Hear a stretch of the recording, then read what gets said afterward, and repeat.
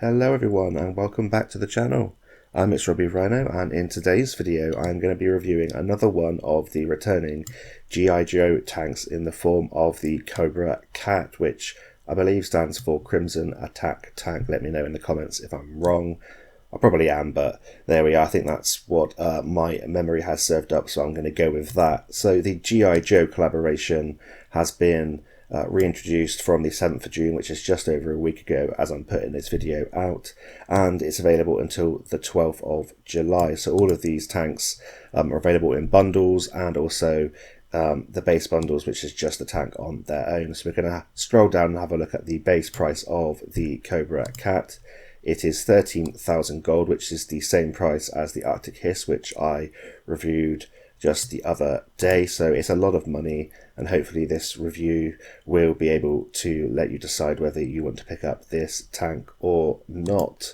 It wasn't a favourite of mine when I first played it, when the G.I. Joe collaboration was first introduced, but I've had another play session and I'll let you know my thoughts in today's video. I have a spreadsheet here. I'm going to compare it to the Mobat, which is an Era 2 Western Alliance heavy tank. It's also a G.I. Joe tank, and it's a good comparison to the Cobra C.A.T. They're very similar, and I'll be comparing them, telling you which one I prefer. I'll also tell you my commander and equipment setup for the Cobra C.A.T, and I have two gameplays for you to show how the Cobra C.A.T performs. Let's get stuck straight into the statistics of the C.A.T then. In terms of the XP bonus, it's 5% worse than the Mobat at 10% XP bonus, and it is 15% worse commander XP bonus than the Mobat at 10%, but it does have a 15% better silver bonus at 65%. And now we get into the details of the tanks then and the statistics. So in terms of the hit points on the C.A.T, it's the same as the Mobat at 3,000 hit points. However, it does have 20 meters less view range at 460 meters. The mobility of the tank is still pretty good for a heavy tank, but it is a little bit worse in my opinion than the Mobat, and I'll tell you why. So in terms of the engine power, it's 1300 horsepower, which is a lot worse than the Mobat's 1920, which means that its power to weight of 23.02 is almost 10 power to weight worse than the Mobat. It does have a better top speed of 80.5 kilometers an hour forwards and 28 kilometers an hour in reverse. However, it does suffer in terms of the engine power and the grunt of the engine going uphill and getting up to that speed. It has 30 degrees hull traverse, which is 3 degrees worse than the Mobat, but it does have a slightly better turret traverse at 26 degrees a second, and you can improve that with the mobility equipment. And this is the updated statistics with my commander and equipment setup, but we'll talk about that in just a little bit. But we're going to get onto the guns now, and that's obviously one of the most important part of the tank, of course. The C.A.T has a 140mm gun compared to the Mobat's 130mm. They both fire APF SDS as standard, heat as the premium ammunition, and HE as the third ammunition choice. So on the 140mm gun, as it's a higher caliber, it has more alpha damage. It's 610 on the standard and premium rounds and 785 on the HE rounds. In terms of the penetration, the C.A.T has slightly better standard penetration at 415mm, and it has the same heat pen at 450, but the biggest downside to the C.A.T is it doesn't have those lovely HE rounds that the Mobat has. It has a 180mm on its HE compared to the Mobat's 300. It deals 785 alpha damage should you be able to penetrate the HE rounds, and they can come in useful against a lot of the leopards that are in the game at the moment. However, it's nothing compared to the Mobat's HE rounds, which are 300mm of penetration for 730 alpha damage. In terms of the gun handling then, on the C.A.T and the Mobat, the aim time is the same on both tanks at 2.3 seconds. The accuracy is slightly worse on the C.A.T at 0.37 seconds due to the higher caliber. The DPM is slightly worse at 3098.8. It has a reload of 11.8 seconds. I just can't speak today. For the 140mm gun, it carries 80 rounds of ammunition, the same as the Mobat with its 130mm, and they both have 9 degrees of gun depression and 20 degrees of gun elevation. So overall, if you wanted my opinion, the Mobat is the better tank. overall, because of those HE rounds, they come in very handy and they increase your DPM to a pretty damn good level. If you have a good game, the Cobra C.A.T will make you a lot more silver due to that 65% silver bonus. However, I feel the Mobat's more competitive with its better engine power, which means it basically has a better overall mobility, even though the top speed is slightly less if you improve it with the commander and equipment setups, especially the mobility equipment pieces. It has better view range. It has a better commander XP bonus, so you can train crews better. It also has a better shell velocity on its standard round, so the shell velocity on the C.A.T is 1745 meters a second, which is worse than the 1810 meters a second on the Mobat's standard rounds, but the shell velocity is slightly better on the Cobra C.A.T at 950 meters a second on the HE and 895 on the HE. However, it's not too much better, and I'd say that the gun on the Mobat just feels a lot better, or the standard rounds do, due to that better speed. It has worse penetration, but the DPM feels really nice on the Mobat, and the gun handling is ever so slightly better at 0.35 like we've just discussed. So in terms of my equipment and commander setup on the Cobra C.A.T, I've chosen to use advanced loader traction system and advanced powertrain, so boosting my mobility up as good as possible. And on my commander skills, I run Sixth Sense, Born Leader, Rapid Loading, Steady Aim, Rapid Aim, Snapshot, Run and Gun, Armor Angling and Track Mechanic. So with those, or with that setup, I now have an engine power of 1365 horsepower, a slightly better power to weight at 24.17. My top speed, if I can get to it, is 92.98, which is insane for a heavy tank, and you're going to see a pretty damn tasty ram in one of the replays coming up. My reverse top speed has gone up to 32.34 kilometers an hour, which is really nice to get yourself out of trouble, and that is better than the Mobat, so that's 1+ to the C.A.T. And my traverses are now 33 degrees a second on the hull and 29.83, so just shy of 30 degrees a second on the turret, so not bad for a heavy tank.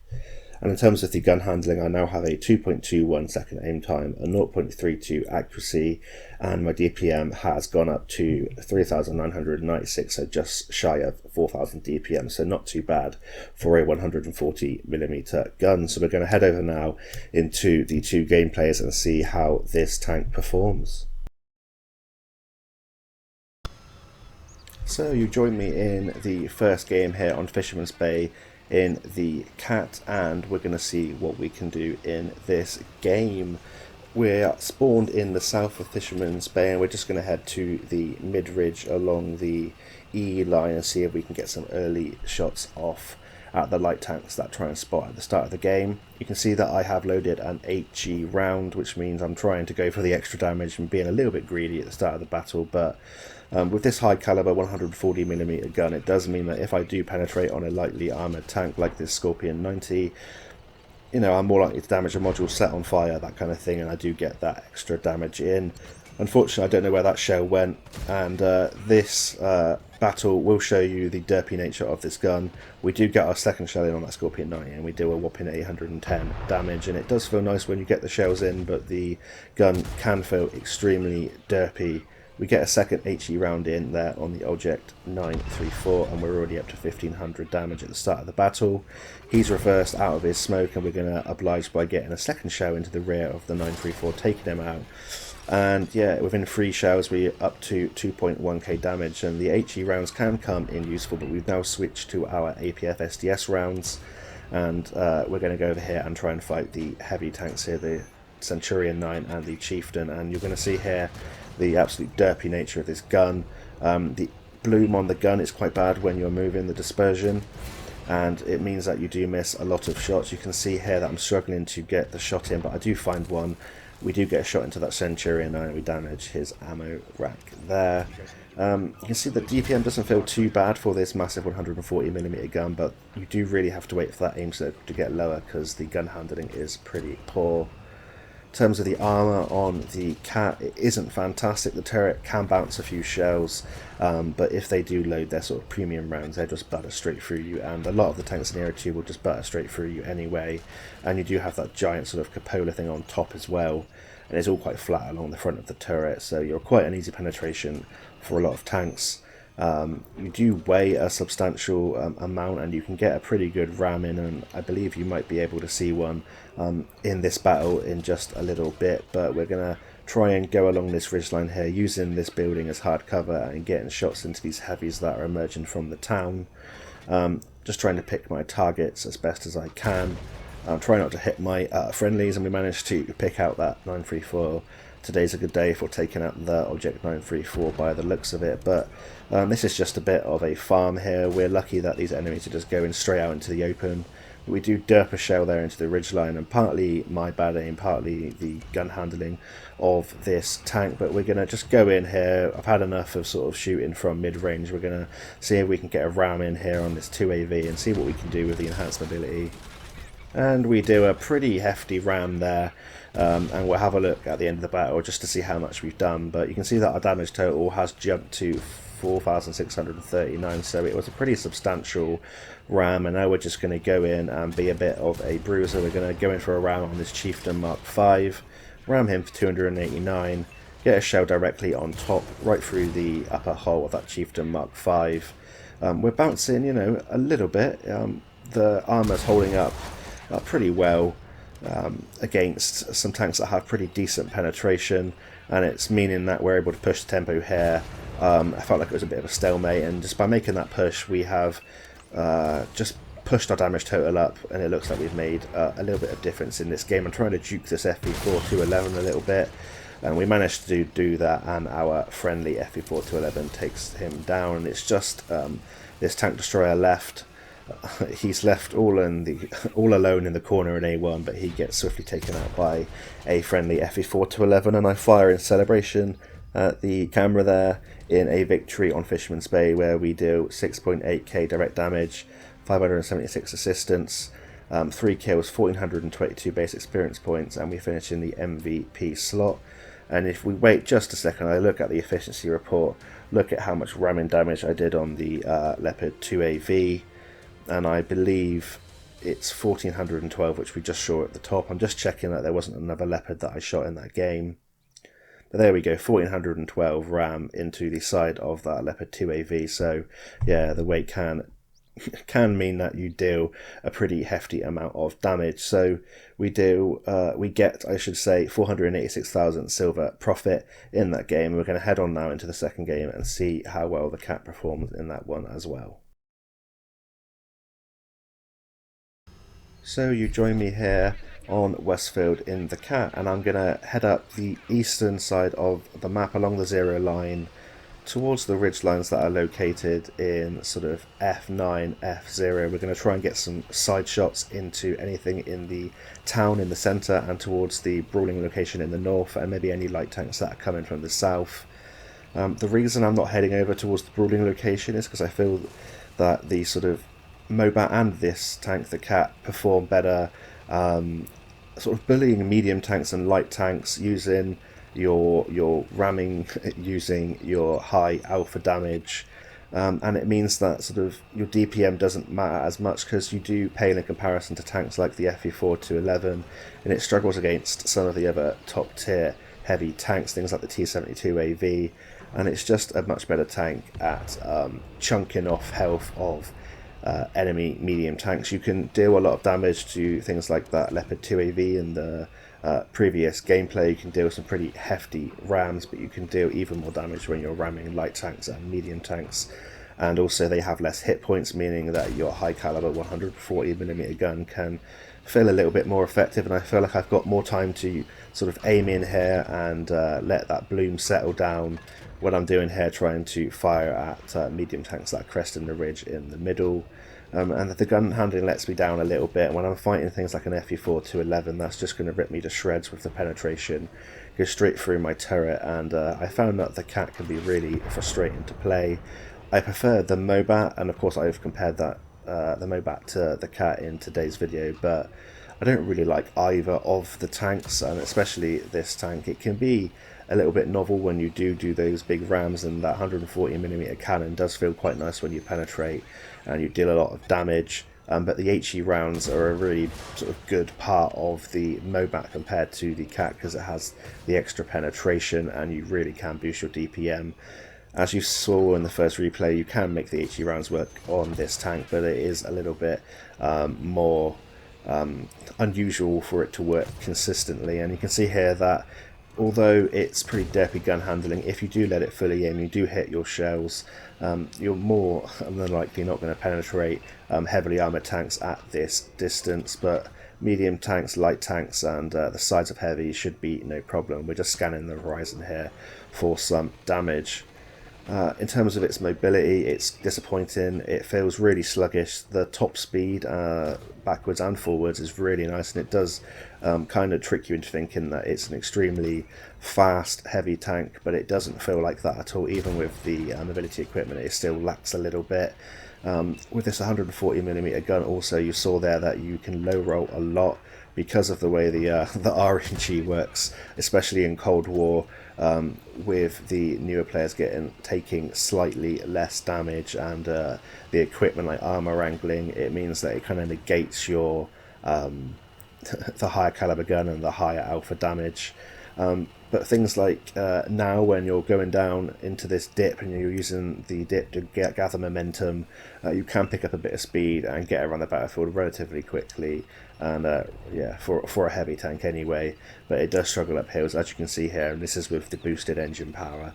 It does struggle, so you definitely, in my opinion, do need to use the mobility equipment. However, you might want to consider taking something else, maybe to help with the A time or something like that. But we're going to come up here to this sort of ridge line here in G5, try and spot out anything towards the north. This BMP2 comes in. Unfortunately, we couldn't get our gun down in time. He puts an ATGM into us, but we do finish him off. There I probably should have just backed off, and then as he came over the ridge, fired. I might have been able to save myself taking some damage, but I'm just trying to get some damage in here, trying to push the tempo a little bit, try and clear out this part of the map. Our light tank and medium tanks are going below me, below the rock, flanking, and I'm going to try and get some shells in here up top.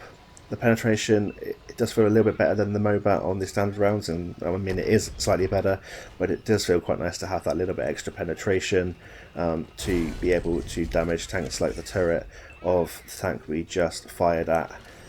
We do take a shell there onto our viewport there, but it doesn't do any damage, which is always nice. I don't know why I repaired it straight away, because it doesn't really matter in this particular instance. It's just a natural reaction sometimes to go for that repair kit, so that's a kind of habit to get out of sometimes. You see here that we're going to try and fire at this M60A2, but that sort of cupola is a bit of a shot trap. It's actually thicker than you think, and we do bounce off of it, and this is a bit of an awkward situation. I thought he was coming for me, but fortunately we managed to get out of the way. The great reverse speed there, though, does save us, and that's one part of the mobility that did save us from taking damage by that Sheridan. He's underestimating our reload on this 140mm, and we get the second shell in there and take him out. And now we are going to try and go up again to the same position. Hopefully the M60A2s look in the opposite way and we can get a shell into the rear of his tank and try and push up this game a little bit more. The games here in today's review are sort of typical games you'll see when I've had a good game in the CAT, but for every game I have like this, I have a few with like a couple thousand less damage, and some where I get completely wrecked by an FE4-11 or something like that, or I get ammo wrecked. But we do push our weight around there on that M60A2, doing some nice ramming damage to him as well. If you've seen my videos before, you know I like a good ram, and it's a pretty effective way of getting some extra damage. We get blocked though by a wreck here, and the Mobat does get a shell into us, but we manage to get ourselves free. We do have a substantial number of hit points at 3,000, and now it's just a case of trying to get one or two extra shells in to bolster our silver earnings in this game and have some more XP. So we bounce a shell there from the Mobat, he comes in for the ram, we use our pretty good reverse speed to avoid the ram, and we get a shell right through the front of him, taking him out, and we're just shy of 7k damage now, and you're seeing the struggle of the engine trying to get up here. We fire on the move at that Leopard 1A1, don't manage to get or hit him at all, but we're managing to duck below this ridge line and head towards these final two remaining tanks. So hopefully we're going to get at least one more shell at the end of today's battle. Fire at the move there on the side of the FE4-11's turret, but it probably wouldn't have penetrated anything anyway, because that thing's just mental. And now we're going to try and get a shell in that leopard there. We managed to ammo rack him, but he gets a shell into us. It looks like he repaired it, gets a shell into us, but I was happy to you know, lose hit points and potentially even get taken out like I did, because that one's almost guaranteed a win, 99% chance of a win there. So I wanted to try and get as much out of this battle as possible. Our enemies, our allies, I keep saying enemies, our allies are just finishing off this battle. This M60A1 hopefully does get the final kill, and he does on the Leopard 1A1, and takes that one down for us, and that's another victory in the CAT, and you got to see how this thing performs on an open map. So that's 3 kills, 7.4k direct damage, a first class, 160 assistance, 3 kills, and we make a profit of 260,000 silver. So you can make some good silver, you can have some good games. It's a little bit underwhelming. I don't really recommend this tank. The Mobat is the better of the two vehicles in my opinion. And that's just from my personal preference and how I play the tank, but they're relatively similar. You can have some good rams and you can have some good fun, but I'm pretty sure there are a lot of other good tanks or better tanks coming your way. So I hope you've enjoyed this review and I hope you found it useful. If you did, please let me know in the comments below, and until next time, I'll see you on the battlefield, and bye for now.